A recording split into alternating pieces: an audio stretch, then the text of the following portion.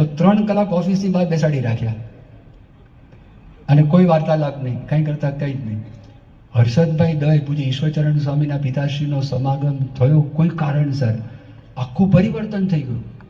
રવિવારે દાદર મંદિરે મુંબઈમાં દર રવિવારે આવવા લાગ્યા અને જીવનમાં એટલો ફેરફાર થવા લાગ્યો.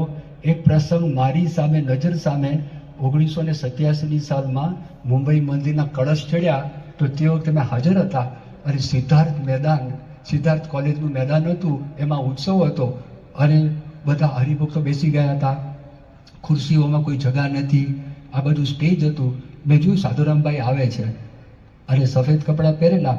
સાધુરામભાઈ આવ્યા, ખિસ્સામાંથી રૂમાલ કાઢ્યો, કાંકરાવાળી જમીન હતી, કાંકરાવાળી જમીન ઉપર નીચે આવીને બેસી ગયા.